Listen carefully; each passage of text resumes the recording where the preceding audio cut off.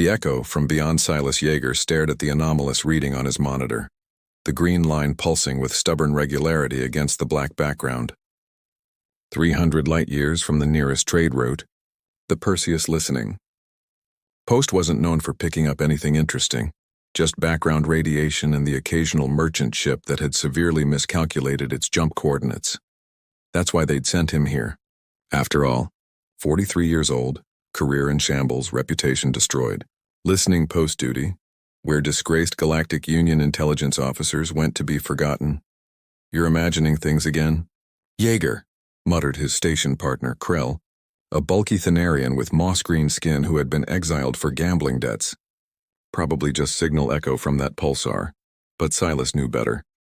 His fingers danced across the console, isolating the frequency pattern. This isn't random, Krell, it's structured. A repeating sequence with variation markers. So what? Plenty of natural phenomena mimic communication patterns. Silas didn't respond, too focused on the impossible data scrolling across his screen. The signal's encryption was ancient but unmistakable, a Terran Defense Force IFF beacon.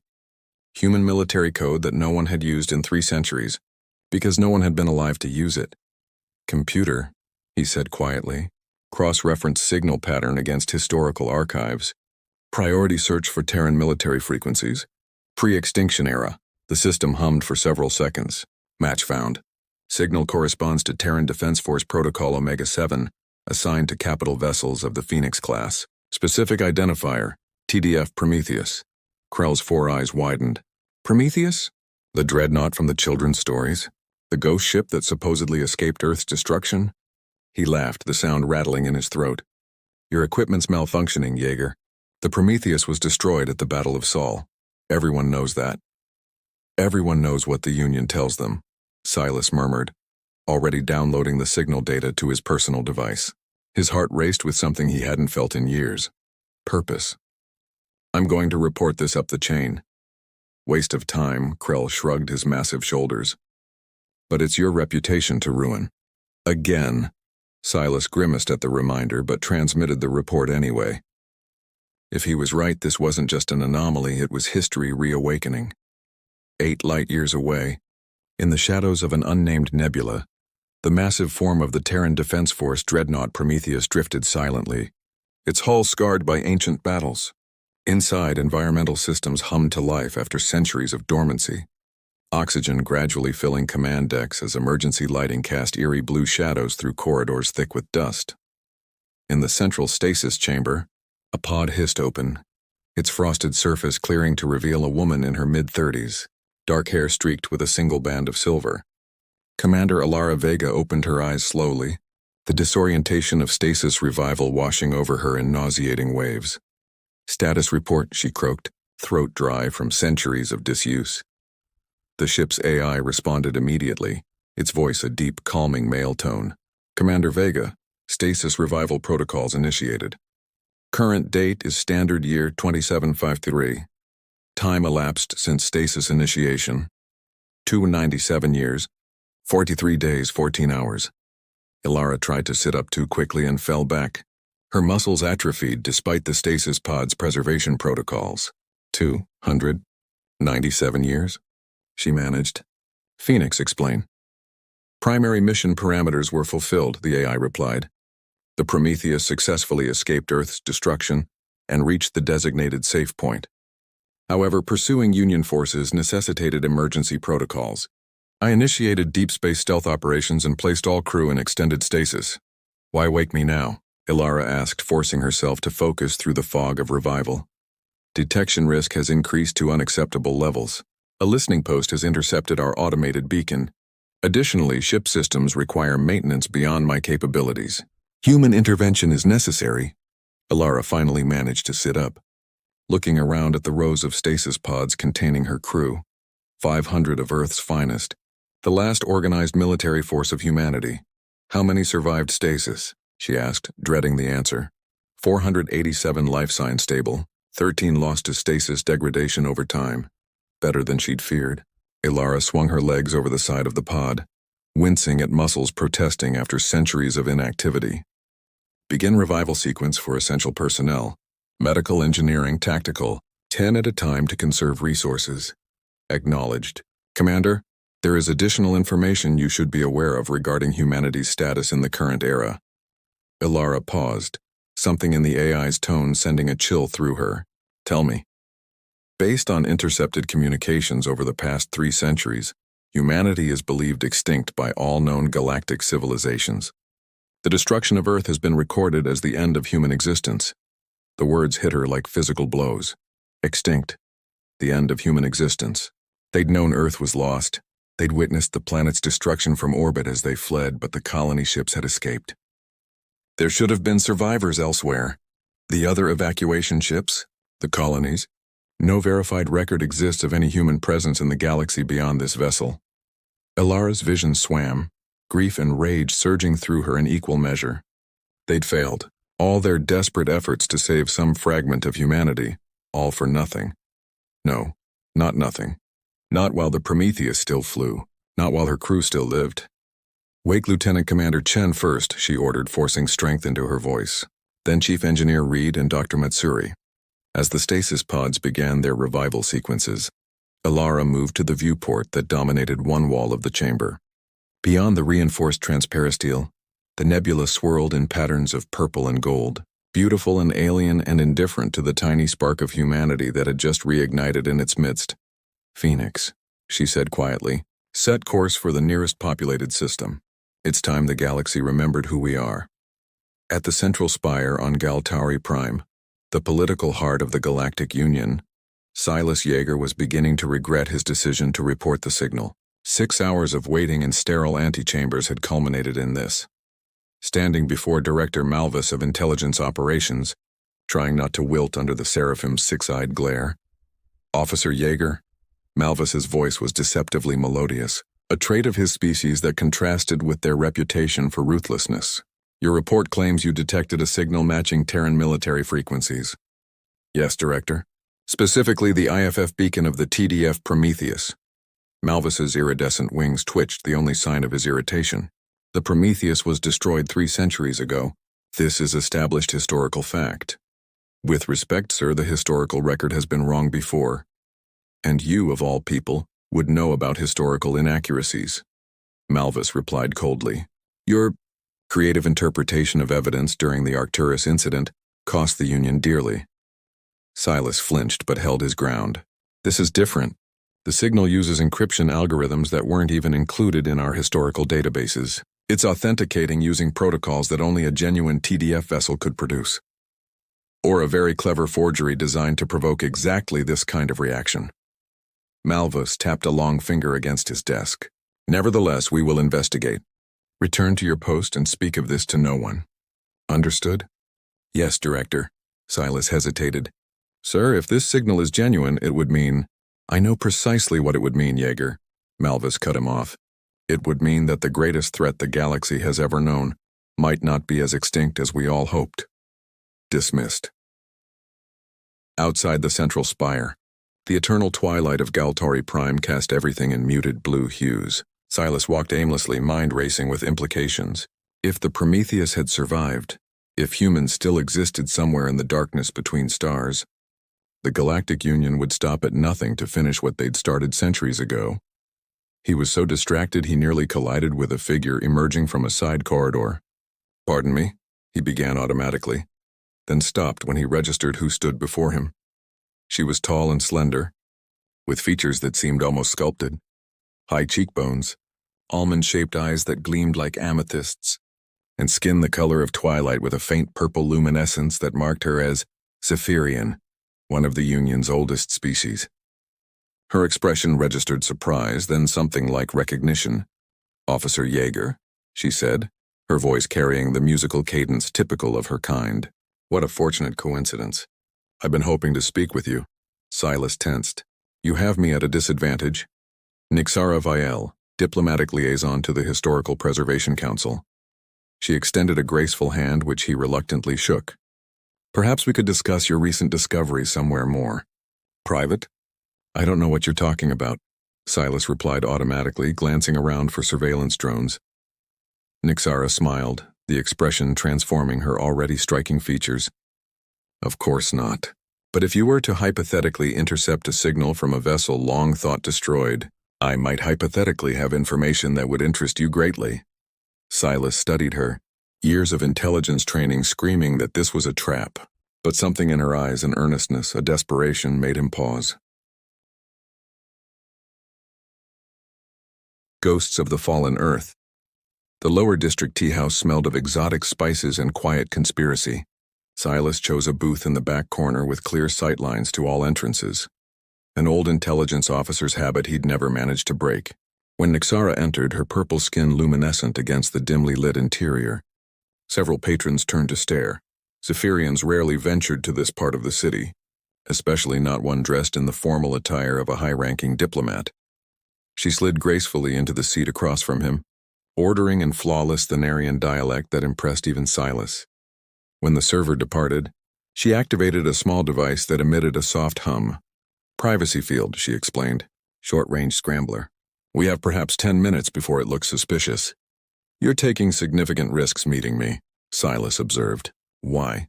Nyxara's amethyst eyes studied him intently. Because if what you found is genuine, it changes everything. The Prometheus isn't just a ship, Officer Yeager. It's the last proof of the greatest lie ever told. What lie? That humanity deserved extinction. She leaned forward. For 3 centuries, the Galactic Union has systematically erased or rewritten human history. The official records paint Earth as an aggressive, expansionist threat, violent conquerors who would have subjugated all other species had they not been stopped. Silas frowned. That contradicts everything in our historical archives. Your historical archives have been carefully curated, officer. The Historical Preservation Council I serve officially exists to protect cultural heritage, but some of us have a different mission. She withdrew a data crystal from her sleeve. We preserve the truth, including what really happened to Earth and its colonies. Silas stared at the crystal, hesitating. If what you're saying is true, possessing that would be considered treason. Yes. Nyxara's expression remained unreadable, as would concealing information about a surviving human warship. Touché. Silas pocketed the crystal. You still haven't told me why you're helping. My people were among the few who opposed Earth's destruction, she said, voice softening. We believed coexistence was possible. We were outvoted. Something haunted flickered in her eyes. 300 years of peace built on genocide is no peace at all, Officer Yeager. It's just a pause before justice arrives. A commotion at the entrance drew their attention. 3 Galactic security officers entered, scanning the room methodically. We need to leave, Nyxara whispered urgently. Now. Back exit, Silas nodded toward the kitchen. How did they find us? My diplomatic credentials are flagged for any unusual movement patterns. She deactivated the scrambler. They've been watching me for months. They slipped through the kitchen amid protest from the staff, emerging into a narrow alleyway just as shouts erupted behind them. Silas led the way through a maze of service corridors he'd memorized years ago during his active intelligence days. My ship is in Bay 47, Nyxara said as they hurried along. If we can reach it. A blast of energy struck the wall beside them, showering them with debris. Silas spun, drawing his standard-issue sidearm and returning fire. 3 security officers in Union armor advanced steadily, their weapons charged for another volley. Nyxara Vale, the lead officer called. You are charged with espionage and sedition against the Galactic Union. Surrender immediately. Silas glanced at Nyxara, whose expression had hardened into determination. Without a word, she extended her hand, and to his shock, a pulse of energy erupted from her palm, sending their pursuers sprawling. Zephyrian defensive capabilities, she explained at his stunned look. Another fact conveniently omitted from Union records. They reached the spaceport minutes later, breathless and alert for further pursuit. Nyxara's ship, a sleek diplomatic courier with Zephyrian markings, sat ready for departure. As they approached, the boarding ramp descended automatically. Where are we going? Silas asked as they strapped into the cockpit. Nyxara initiated the launch sequence, her fingers dancing across the controls. To find the Prometheus before the Union does. Your signal data should give us its approximate location. As the ship lifted off, breaking atmosphere despite frantic orders from traffic control to return, Silas uploaded the signal coordinates from his device. The Perseus Nebula, he murmured, a fitting hiding place. Nothing but dust and radiation for light years. Perfect for a ship that doesn't want to be found.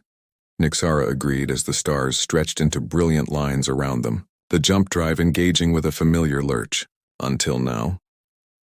Aboard the Prometheus, Commander Alara Vega stood on the bridge, watching as her senior officers absorbed the devastating truth about humanity's fate. Lieutenant Commander Chen, her executive officer, paced with barely contained fury. Chief Engineer Reed ran simulation after simulation on his console, as if the right calculation might somehow change reality. Dr. Matsuri sat quietly, tear tracks drying on her face. So that's it? Chen finally broke the silence. 3 centuries and humanity's just gone? All the colonies, the other evacuation ships, everyone? According to all available records, Ilara confirmed grimly, Phoenix has been passively monitoring Union communications for centuries. There's no mention of human survivors anywhere. They hunted them down, Reed concluded, his voice hollow. After Earth, they went after every last one of us. Or the colonies failed, Matsuri offered. Limited resources, hostile environments. Without support, survival would have been difficult. Either way, Ilara said, as far as the galaxy knows, we're extinct, which gives us a unique opportunity. Chen raised an eyebrow. How is being extinct an opportunity, Commander? Because no one is looking for ghosts, hero. Ilara activated the tactical display. The Union believes the Prometheus was destroyed with Earth.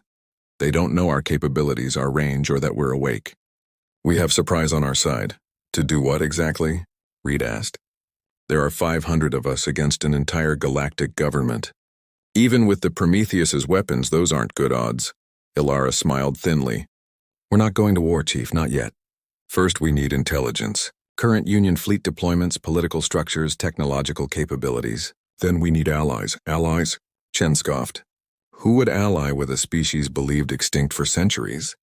There were sympathizers during the war, Ilara reminded him. Species who opposed Earth's destruction. Their descendants might feel the same. Before anyone could respond, Phoenix interrupted. Commander, sensors detect an approaching vessel. Small craft, civilian configuration emerging from FTL at the nebula's edge. Ilara straightened. Battle stations. Charge weapons but hold fire. Let's see who's come calling after all this time. The bridge transformed instantly, the crew sliding into well-practiced roles despite their centuries of sleep. Tactical stations powered up. Defensive systems hummed to life, and the massive dreadnought shifted from dormancy to combat readiness with predatory grace. Vessel identified, Phoenix announced. Zephyrian diplomatic courier modified for extended range. 2 life signs aboard, 1 Zephyrian, 1 unusual reading. Unusual how? Ilara demanded. Genetic markers are inconsistent with known species profiles. Some similarities to historical human baseline, but significant variations present. The bridge fell silent as the implications settled over them. Are you saying, Chen asked carefully, that one of them might be human? Or partly human? Inconclusive without closer scans, Phoenix replied. The vessel appears to be searching. It is following a pattern consistent with tracking our IFF beacon. They found us, Reed murmured. After all this time, Ilara made her decision. Prepare the tractor beam. Let's invite our visitors aboard and get some answers. The violent lurch knocked Silas from his seat as their ship suddenly stopped, suspended in space by an invisible force. Tractor beam, Nixara exclaimed, frantically trying to restore engine power. Incredibly powerful. Our drives can't break free. Silas watched in awe as the nebula gases parted, revealing the massive form that had been hidden within. The Prometheus emerged from concealment like a leviathan rising from the depths, nearly 2 kilometers of armored hull, weapon emplacements larger than some ships he'd served on, the unmistakable emblem of the Terran Defense Force emblazoned on its bow. It's real, he breathed. The legends were true. Their small craft was drawn inexorably toward a yawning hangar bay. As they passed through the atmospheric containment field, Silas noted dozens of smaller craft within, fighters and shuttles bearing the same insignia, preserved in pristine condition. What now? He asked as their ship settled onto the deck with a gentle thud. Nixara's expression mixed fear with reverence. Now we meet the ghosts of Earth. The hangar pressurized around them, and moments later a squad of armed personnel in uniforms unlike any Silas had seen outside of historical texts surrounded their ship. At their center stood a woman whose bearing marked her as unmistakably in command. Dark hair with a distinctive silver streak, piercing eyes that had seen the end of her world, and a presence that commanded attention without effort. "Well," Silas said with a nervous smile, "at least they're not shooting first." They disembarked slowly, hands visible. The armed personnel maintained disciplined formation, weapons ready but not aimed directly at them. The woman in command stepped forward. Allies among the stars. The interrogation room aboard the Prometheus felt both alien and familiar to Silas. Utilitarian design, purposeful efficiency, and technology that somehow managed to look both ancient and advanced simultaneously. Dr. Matsuri, the ship's chief medical officer, had scanned him thoroughly, her expression growing increasingly perplexed with each reading. "This is impossible," she had muttered, more to herself than to him. "The genetic markers are consistent with baseline human, but there are modifications, adaptations I don't recognize." Now he sat across from Commander Vega and her executive officer, Chen, who watched him with undisguised suspicion. "Your scan results are interesting, Officer Yeager," Vega began. "Care to explain why you appear to be partly human when humanity has supposedly been extinct for centuries?" Silas had expected this question. "I don't know. I was raised in a state orphanage on Galtauri Prime. No records of my birth parents. My appearance has always been close enough to Thanarian that no one questioned it with some minor cosmetic modifications." "Convenient," Chen remarked coldly. "Or deliberate," Vega countered, studying Silas with new interest. "If human survivors integrated into other societies, they might have disguised their children's heritage." The thought had occurred to Silas many times over the years. It would explain his never quite fitting in, his instinctive understanding of historical human psychology that had made him an excellent intelligence analyst, and the strange dreams of places he'd never seen. "What about the Zephyrian?" Chen asked. "Her story checks out. Nixara Vile is indeed a registered diplomatic liaison to the Historical Preservation Council," Vega confirmed. "And Phoenix confirms her genetic profile is pure Zephyrian. More importantly, the data crystal she provided contains historical records that match our own archives, records that directly contradict the Union's version of history." "So you believe us?" Silas asked. "I believe you've both taken enormous risks to find us," Vega replied carefully. "The question is what happens next." The door slid open and a tall man with engineer's insignia entered, his movements precise and efficient. "Commander, long-range sensors have detected a Union battle group changing course toward the Perseus Nebula. Estimated arrival in 48 hours. "Thank you, Chief Reed." Vega's expression remained calm despite the news. "Prepare the Prometheus for potential engagement." Reed nodded, his gaze lingering on Vega a moment longer than strictly professional before he departed. Silas noted the interaction with interest. There was history there, perhaps something deeper than commander and subordinate. "It seems our timeline has accelerated," Vega addressed Silas. "Your Zephyrian friend mentioned allies. Who specifically had she in mind?" "The Drift Clans," Silas replied. "Nomadic groups that operate outside Union jurisdiction. They maintain their independence through mobility and technical expertise." "And why would these Drift Clans help us?" "Because," Nixara's voice came from the doorway as she entered with her security escort, "many of them are descended from humans who escaped the Purge." The statement hung in the air, a revelation that changed everything. Vega rose slowly from her seat. "Explain," she demanded. "Not all human colonies were found and destroyed," Nixara elaborated. "Some escaped into deep space, eventually forming nomadic societies that became what are now called the Drift Clans. They've hidden their true origins for generations, but my organization has maintained contact with their elders. They remember Earth, Commander Vega. They've preserved their heritage in secret for 3 centuries. Hope, dangerous, fragile hope, flickered across Vega's face before her commander's mask reasserted itself. "Can you establish contact with them?" "I can try," Nixara nodded. "But we'll need to reach the perimeter, the boundary between Union space and the outer systems. The nearest access point is the trading station at Erebus." Vega turned to Chen. "Thoughts, XO?" "It's risky," he admitted. "Erebus Station is technically neutral territory, but Union patrols frequent the area. The Prometheus would be detected immediately." "We don't need to take the entire dreadnought," Silas suggested. "A small team in one of your shuttles could reach Erebus undetected." The Prometheus could remain hidden here until we return with allies, or at least intelligence. Vega considered this for a long moment, then nodded decisively. I'll lead the mission personally. Lieutenant Commander Chen will remain in command of the Prometheus. Chief Reed will accompany us for technical expertise along with a security team. She fixed Silas and Nixara with a penetrating stare. This is a test of your loyalty as much as a tactical operation. Understood? They both nodded, recognizing the implicit threat. If they betrayed the Prometheus, they wouldn't live to regret it. Erebus Station hung in the darkness at the edge of Union space, a sprawling structure of salvaged ship parts and improvised additions that had grown organically over decades. Its central core rotated slowly, generating gravity for the permanent inhabitants, while the outer rings remained in zero-G, perfect for the storage yards and repair bays that provided the station's primary income. The shuttle from the Prometheus approached cautiously, transmitting forged identification codes that Silas had helped create. Vega, dressed in nondescript civilian clothing instead of her uniform, sat beside Chief Engineer Reed in the cockpit, while Silas and Nixara occupied the passenger compartment with two security officers similarly disguised. Erebus Control to unidentified vessel, a bored voice crackled through the comm. State your business. Freelance salvage, Reed replied, affecting a rough accent. Looking to trade and resupply. A long pause followed. Proceed to docking bay 12. Expect inspection upon arrival. When the transmission ended, Vega turned to Nixara. Your contact? The Crimson Eclipse clan maintains a permanent trading post in the commercial sector, the Zephyrian replied. Their representative will meet us once I transmit the recognition signal. The docking procedure went smoothly. The station's inspectors easily satisfied by the documentation Silas had prepared and the modest bribes Reed discreetly offered.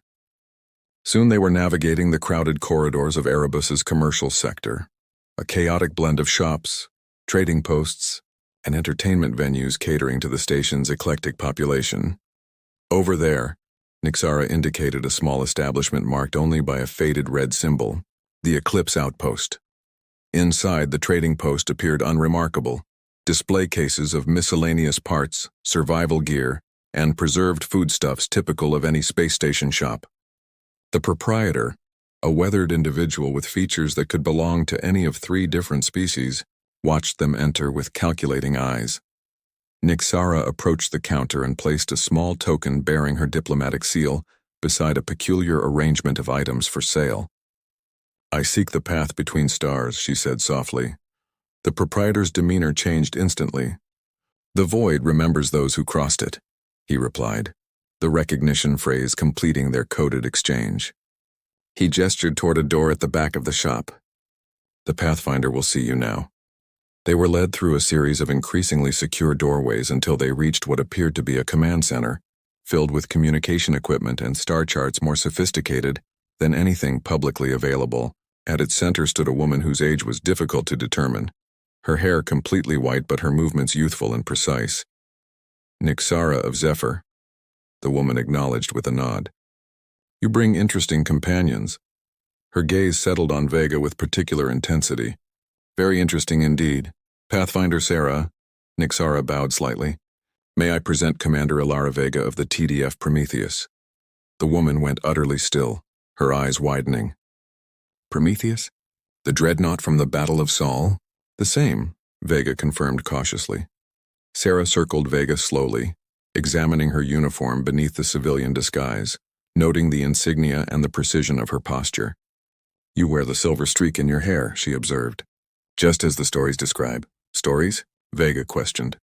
For 300 years, the Drift clans have preserved the history of Earth and its defenders, Sarah explained. The Prometheus and its commander are central to our oldest tales. The ship that fought to give the evacuation vessels time to escape, presumed lost in Earth's destruction.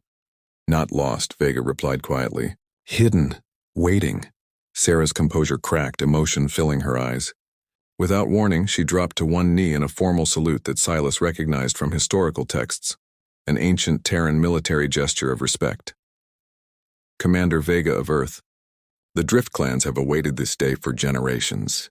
I, Sarah Donovan, Pathfinder of the Crimson Eclipse, descendant of the colony ship Avalon, pledge my clan's service to the Prometheus and the restoration of humanity's truth. One by one, other individuals emerged from shadowed corners of the command center, each kneeling in the same formal salute. Silas watched Vega's reaction, the shock, the realization, and finally, the profound emotion as she recognized what this meant. Humanity had survived, hidden in plain sight among the stars. "Rise," Vega finally managed, her voice steady despite the emotion evident in her eyes. "We have much to discuss, Pathfinder Donovan,"